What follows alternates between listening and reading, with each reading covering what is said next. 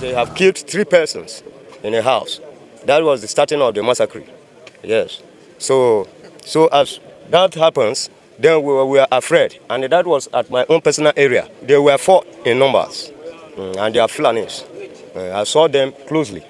I did not know what makes that I was escaped in the incidents. My family members affected, they are 5 in numbers. My wife, brother, and 4 children. Yes, all killed in the market side. Fulani headsmen came in around the Yelwata East, started firing gunshots. They fired for almost 5 hours. They met a stiff resistance here from the police. Immediately when they met the resistance, they moved towards Yelwata New Market. There they slaughtered more than 100 persons. The incidents lasted for more than 5 hours. They burnt some of our community members in stores there. There are some stores that are housing more than 50 persons. All were burnt down. People slaughtered there, others burnt to ashes. That was exactly what happened.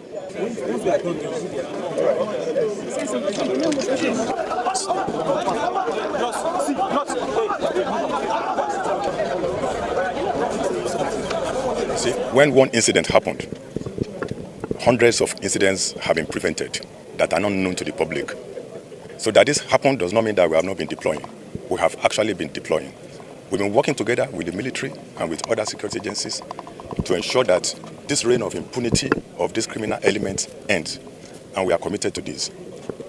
This attack on the peaceful Yelewata community is one attack too many. It is not just an attack on the people of Benue State. It's an attack on the entire nation, and we are not going to accept it. The people of this community are not alone. We are with them. The entire Nigerian communities are with them.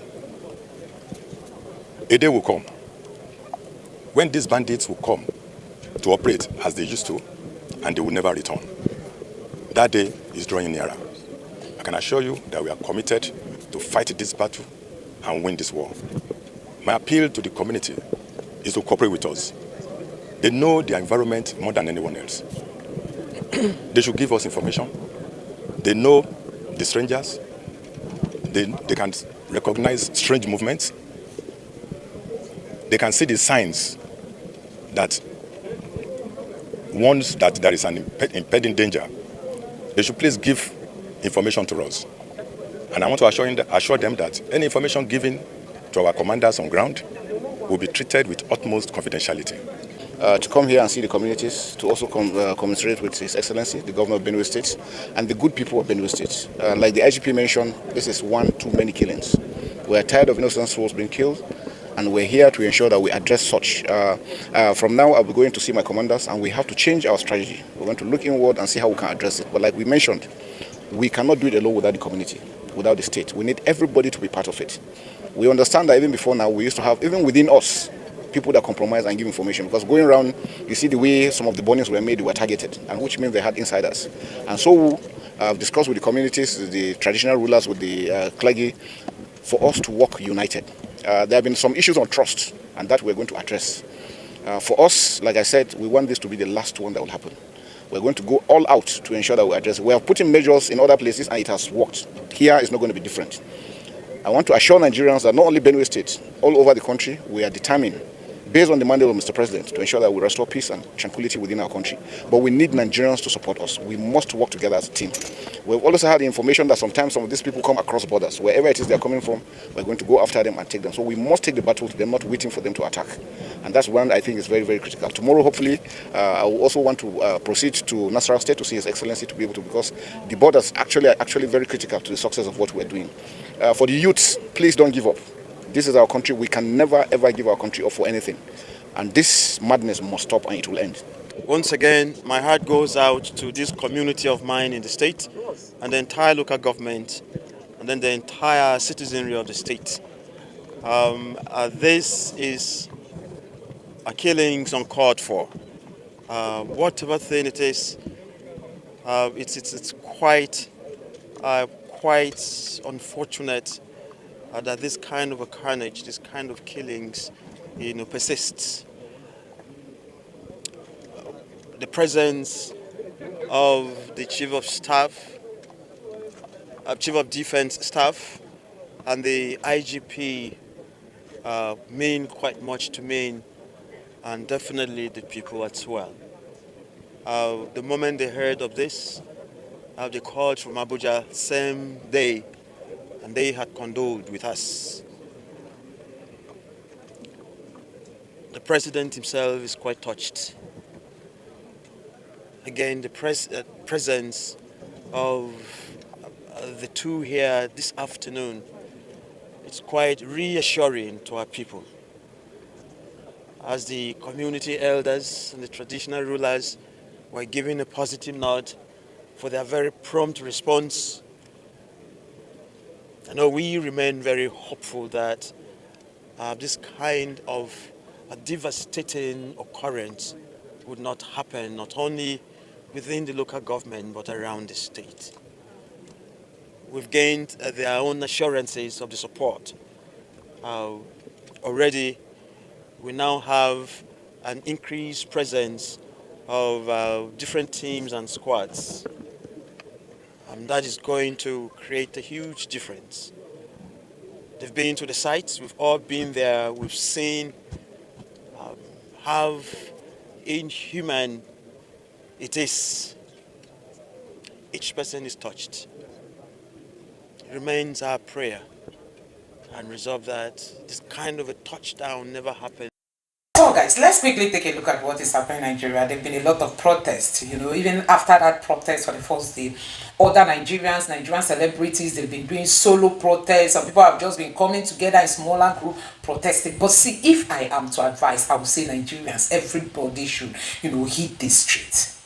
Hit the streets. Enough is enough. This government has taken Nigerians for granted enough. You can imagine, it was the US that was talking about sanctioning the Tinubu's government for buying Christians. As for these politicians, it makes no, it does not even touch them when one soul is by, not to talk of more than 200 souls. I watched a guy who said about 50 people killed in his family. I watched a man who said he lost 5. I watched another person. You need to see, somebody will just come out and say his entire family, his mother, his father, everybody was by. Maybe he was the only one that escaped. Nigerians, this is the worst we have seen. This is the worst we have seen. Hey, I just keep wondering, what religion does this Fulanis practice? Jehovah, what religion? I think it is time for them to review the Quran. Honestly, is it that the people are not understanding the Quran, or is it the Quran that is passing the wrong information? Why is it that when it comes to Christianity, people are told to take life easy, be kind, be nice, but people in the other religion prefers to take laws into their hands? You can imagine coming to a family, pouring fuel and then using matches on it, burning people alive. You can imagine little children that were deep down in their sleep, dreaming, could not come back to life. Hey! And the president said the governor should go for a reconciliatory meeting. So Tinubu knows the two parties fighting and is asking the governor to set up a reconciliatory panel, a kind of. So Tinubu knows the warring factions, because the Benue people said they don't have any fight with anybody. They went to bed, they couldn't wake up. But Tinubu is telling the governor, go and set up a reconciliatory panel, start reconciling the warring factions. So APC actually knows the people fighting in Benue and what they are fighting for. No wonder Tinubu is not talking about IDPs. No wonder people have been rendered useless in Nigeria, in their own country. No wonder nobody cares. And people were seen campaigning for Tinubu in Benue. That is the worst. Honestly, this government is a failure. Oh my God. I'm just going to read out some of the headlines here. It's really, really so pathetic, This person that tweeted says, this is bullshit. It's not protesting, but cloud content. Anyway, some people were saying, chanting and singing against what is happening in Benue. And this person said he still use chase cloud. Omo, we know ready. This person said you try use chase cloud, Abby. And this other person said celebrities are thwarting organic protest. And this person say You know, I think there was this celebrity who came out just with a few persons and they were protesting. Some people are saying they are using it to chase clouds. Some people say, oh, they are using it to thwart the main protest that is expected to shut down Nigeria. See, we need to protest.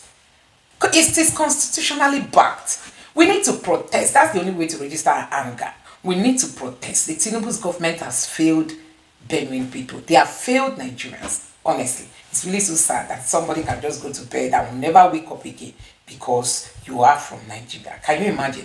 You can go to bed and you will never wake up because you are from Nigeria. Now, so many people have really been, you know, lamenting over what is happening. I'm just going to take some of this reaction coming from a video that a guy made. I sympathize with people of Benue. And this person said, God bless you for lending your voice. May their souls rest in peace. Our leaders are CIA asset. Their job is to keep Nigeria in abject poverty, sponsor terrorism to chase people away from their land so that the West can mine these natural resources for free. Same thing happening in Burkina Faso, Mali, Niger. We need to wake up. This person is Shetu Baba and CNJ coordinator. They see response to cruel and APC wickedness. Baba carry gogo for face. They fetch water. In short, people are just reacting. Anyway, guys, let me know what you think about this in the comment section below. Please don't forget to subscribe to the channel and turn on the notification bell. Thank you.